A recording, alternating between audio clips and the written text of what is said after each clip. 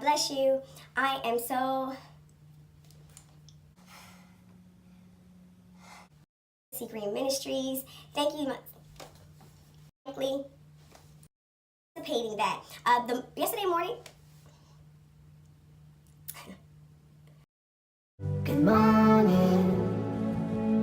Welcome to the thing called life. Good morning.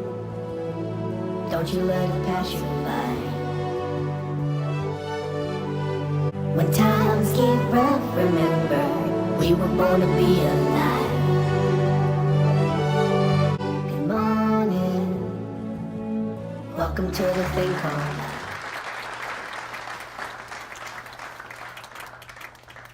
Good morning. God bless you guys. Welcome to Angela's Sea Green Ministries.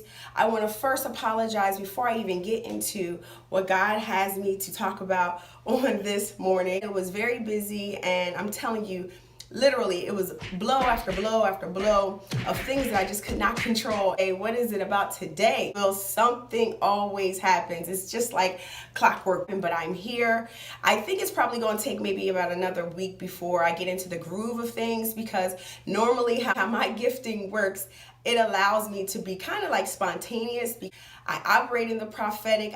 God gives me a word and then I just go. Now, I know no man is an island, but it is me for now. So I'm doing everything. I set up, the teaching, the lighting, the makeup, the producing, the praying, the pictures, and it's just a lot right now. But God will provide. God will send the people when it is time. So I'm excited. We are here. I am all about purpose. I am an intercessor, a servant, a prophet, a teacher, a minister. I am being used by God. That is my call. And I am very passionate about prayer. Prayer to me is just the best thing that could happen to God's people. If you fully understand it and accept it, it will change your life. I just want to be in God's presence. I want to know God. I want to know his character. I want God to tell me about me. I want God to tell me about the things that I do wrong. I want the things that are in my way that keep me from having a consistent relationship with God. Sacrifice your favorite show to be in the presence of God. Many of you have great things inside of you. There is nothing that God will not do for those that love him, for his friends. You have a distinct call on your life, individualized, predestined, preordained. God has etched and sketched you out of a mold, come on, that he was preparing before you were even in your mother's womb, before your mom and dad thought to go to Fridays and then thought to kiss, and then all of a sudden, boom, here you are. God had already predestined who you would be. We pick these careers, we just go based off of what the world tells us to do and what's comfortable to us, and then we're unhappy, we're depressed, and then we're sad, and then we're unfulfilled. Okay? Sometimes we want to mimic what someone else has been called to do and chosen for, and they are anointed to do, whereas you have not been called to do that. You are anointed to do something else. We can get to this place where we fully understand and who he is to me and what he has planned for me. And because God did it for me, we will do it for you. Because God has called each and every one of us to make a specific noise. And when we are unhappy, unfulfilled, because when you're trying to be somebody else, you're trying to mimic and mirror someone else's calling, gift, or passion, you have a call in your life. God has called you to do something. And then after all of that, you're sad, you're depressed, you're unfulfilled, you're angry, you're bitter at the world, you hate your boss, you hate your coworkers, you just hate your life, and you're depressed. Could it be not depression? Could it be disobedience? And that's what we're going to talk about, because sometimes we are depressed. Yes, it is real. And for anyone that is feeling depressed, listen, I am not a clinician, not a specialist. I am not certified in any capacity that deals with the psyche, okay? I don't have the clinical answers. I have no formal training in that area, but what I do have is the Holy Spirit, and what I do have is experience with depression and severe anxiety and all these things, and God has given me a divine inclination. He has given me his wisdom and his knowledge to know how to pursue or effectively effectively, survive the very dark places in our life, and to find out spiritually why we are feeling this way, and why am I in this place, and how can I come out of it, and how do I get through, how do I maneuver through this dark place, this low place, this place where I feel oppressed, this place where I feel like I'm not producing and I'm just here and I don't have anything to live for. This can't be my life. God has shown me how to get from this place of stuck to unstuck. God has given me the vision. He has given me the remedy. He has given me the answers through the Holy Spirit. But if there is somebody that is really depressed around you, get help, get counseling, get treated professionally. You don't have to take my advice for it. You don't have to take this spiritual remedy, okay, to apply to your natural situation if you don't want to. But it's here. I would suggest that you apply it even after you get treatment, during the time that you're getting treatment at a clinic or a therapist or whatever. Okay, so depression and disobedience to me connect. I know you're probably thinking disobedience and depression. Why? Like, what is that even like? What is the connection? When I was depressed, sad, when I, was going through a whole lot of things in my life, in the very beginning, it didn't have anything to do with my call. I had suffered so much as a young person, a young woman, and I was stressing really bad, and I suffered from postpartum depression, and I never got treatment. I never ever identified it as depression or that there was something wrong. I then got worse, and I suffered from postpartum depression a while, and I had to get treatment and seek out professional help. That's why I support mental health awareness and all those great things. That's another story. And then what happened was I got better, being treated, getting counseling, and I fell back into a deeper depression. I got good, could have a good year and a half, and I had more children, and then it just seemed like that depression had changed and went to another depression. Really bad, guys. Even today, I still fight with the depression. I still fight when it tries to come upon me and take over my life. But prayer is so deeply embedded that it wards off those shadows or those waves of darkness that try to come, principalities, the enemy that tries to come and attack God's people, with oppression and with pain and with hopelessness. But I bind up the devil in Jesus' name. So depression, after a while, when you are called to a high place and God has called you into destiny, when it's like God is trying to elevate you, He's called you to be, a leader. He called you to do something that has never been done in your family, to excel, you to soar, outdo, the people before you. You're going to do things that your family members could have done too, but they just didn't do it. Their disobedience kept them outside of the gate. But God is calling His people in 2018. He's calling, generals, He's leaders. He's calling His prophets. He's calling His entrepreneurs, the ones that you doubt, the ones that you thought would never ever have a place in the forefront. And sometimes our disobedience will push us into a place of depression because we are not active. You don't feel fulfilled. You're not happy. You have no passion. You're existing, but God has called you to do more than exist. I go to work, I'm in school, but I feel like, God, you're calling me to something else. And I'm going to school so I can have a better opportunity to provide for my family. I can make more money. And then I'll have this acronym behind my name, that says who I am. I went to school and I attained this great thing, but I feel like there's something else, God. Even when I get that, I don't think that's it. And then it turns into just working to get the bag or chase the coin. You know what I mean? Well, what else? And when you feel like something else is calling you, 9 times out of 10, that's your purpose calling you. Not just chase the bag and chase the coin. It's about being successful in your own right, in the lane, in the place that God has called you to. Now, our flesh will never be satisfied, no matter how much money it gets.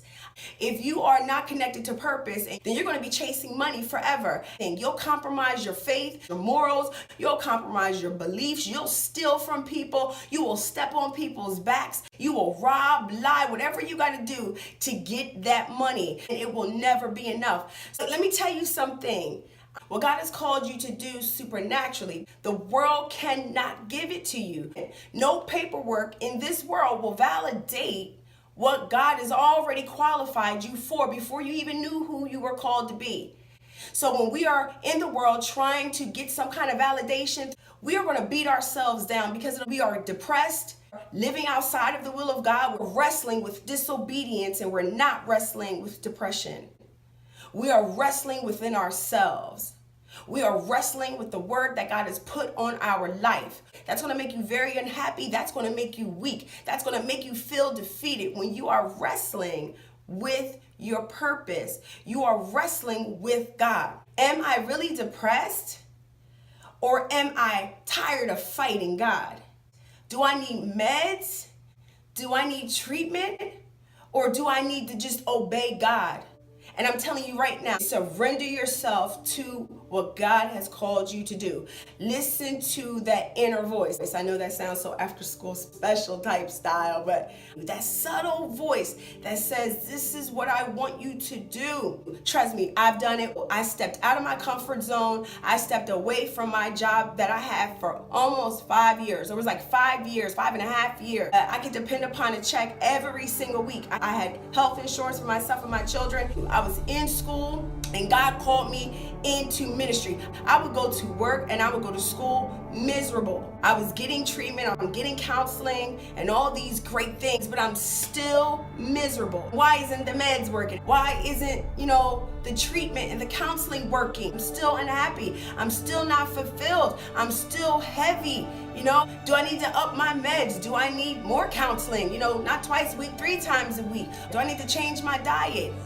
It's something else. And it was disobedience. I'm not knocking jobs, knocking the fact that some of us just go in the wrong careers. I mean, if you are working from an area of purpose, a place of purpose, you are going to continue to do what it is that God has called you to do out of love. When you went and changed it for the world. And that's what God has already put inside of us. Stop silencing that still small voice.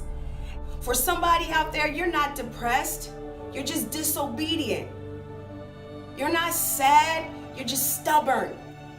My God, I felt that. Let God tell you what you must do and do it. Submit yourself willfully. Submit yourself to God's call and God's charge in your life. Many of us are confusing our sadness with, sickness, or sometimes your sadness is just because you will not give up the fight. You will not let the enemy that lives inside of you go. You become a self-saboteur. You become, you become the enemy of your own state, destroying yourself. You got to get rid of that enemy that sleeps with you, that tells you, no, you're going to do this instead of doing what God has called you to do. You're not sad, you're just stubborn. You don't want to do what God is calling you to do. We don't understand that our ways, our immature ways, stops us from growing. It stops us from going to the next place. And that's why, I told you guys we're going to talk a lot about the butterfly effect. And last year, God was just introducing it to me. And now it's just like every single day I'm getting a new revelation about the butterfly, a new revelation that helps me understand why it's so important to change. In order for you to gain leverage and to go higher and to soar, you got to change. You got to come from one place and you got to enter into the next place. But now you have to be a better version of your old self. And so the butterfly, God's just been showing me very often. And he always shows me things. I'm like a seer. I have vision, I have dreams, I have open vision. I remember one time, very young, since I was like 8 years old, I started to actually leave my body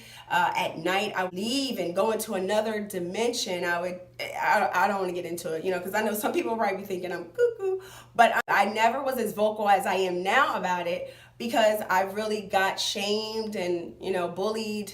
I got called all kinds of names because I was a little kid excited about this ability to see, this ability to have vision. And one time, I was reading the word, and next thing you know, the words on the Bible literally turned into a flower. It just blossomed out, and it it turned into a flower. I don't expect everyone to believe me or anyone to believe me, but it's the truth.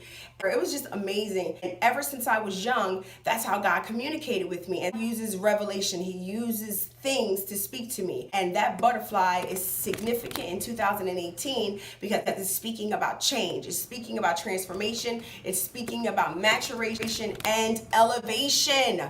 Okay? Then we're going to bring up some interesting facts about butterflies and how it comes together supernaturally and spiritually with God's people, and about a caterpillar. A caterpillar eats and eats and eats and eats and eats. It's like, and eats and eats. It's like, a grubber. It just grubs the whole time. It's a caterpillar. Soon as it comes out, it's eating. And the reason it's eating like that is because, oh my God, it's just so exciting, is because it's storing up all of its energy while it's a caterpillar. When it becomes a butterfly, it no longer eats. It no longer even has the ability to chew. It doesn't even have teeth. Isn't that, woo, it's so amazing to me. So the caterpillar knows prophetically, knows that it will not have what it has right now in the next stage of life or of its life. It will not have the ability to eat then what it does now. I guess that makes sense. Okay, at that stage, it's mature, but it has not come to its wholeness until it becomes the monarch. So the caterpillar has to reach a level of maturity to be considered, oh my Lord, to even go into the change, to even be considered for the transformation, okay, to qualify for its transformation into the butterfly. The same with us. We have to mature in order to transform into our glorious self that God has for us. So again, you are not depressed. Some of you are not depressed. You just will not change. You just will not get to this place of maturity. You don't want to listen to God. So God is trying to give you your wings. God is trying to elevate you in 2018. You are destined for change. You are destined for prosperity and wholeness and wellness. Jeremiah 29:11, for the thoughts that He thinks towards you. I know the thoughts that I think towards you. God has you in mind. He cares about what you care about. And those thoughts are of good and not of evil. He has a plan that's going to produce good in you and not harm you, to give you an expected end. He knows what's going to happen. You don't know what's going to happen. That's why you won't trust Him. You got to build a relationship with Him. Stop being so stubborn and build a relationship with God. Get to know God. Trust Him with every area of your life. And you will get to the place that God has called you to get to. Is it depression or is it just disobedience? That's something to think about. Well, that's it, guys. We're going to talk more about this butterfly effect later on in the week. Good mornings with Angela C. Green, myself. Like the caterpillar. The caterpillar, once it changes, it never goes back. It never reverts back to being a caterpillar again. Once it's a butterfly, it don't go back to check on its caterpillar friends. It doesn't. It has another place. It has another destiny. It's on a journey. It doesn't even return to its former self or former behavior or former self or former environment. My God, it's so powerful. So we're going to talk more about this butterfly effect. Those that will watch, please comment, share, subscribe, like all that good stuff, give suggestions, because people help each other in the comments. So commenting and engaging is not, again, necessarily for me. It's for your benefit and someone else's benefit, because you probably will get a revelation that I couldn't provide right in someone else's comment. I don't care what you guys, say or respond with. Okay, I do. I don't expect you to be vulgar or disrespectful or offensive to anybody ever. I don't like to block, or I don't even know if that happens on here. Do you block people on YouTube? I don't know. And your engagement, okay, will help someone else. So we're going to come back. We're going to talk about a lot of things. So please don't hesitate. If there's something you want to talk about, an issue, a topic, you have questions, to leave them all below. Again, don't forget to subscribe. You know, I like you. Let's like each other together. Let's follow each other together. I'm going to do my best to upload or share more throughout the week, not just on the scheduled broadcast times, which are Mondays and Fridays, 10 a.m. Eastern Standard Time. I look forward to seeing you guys soon. Peace.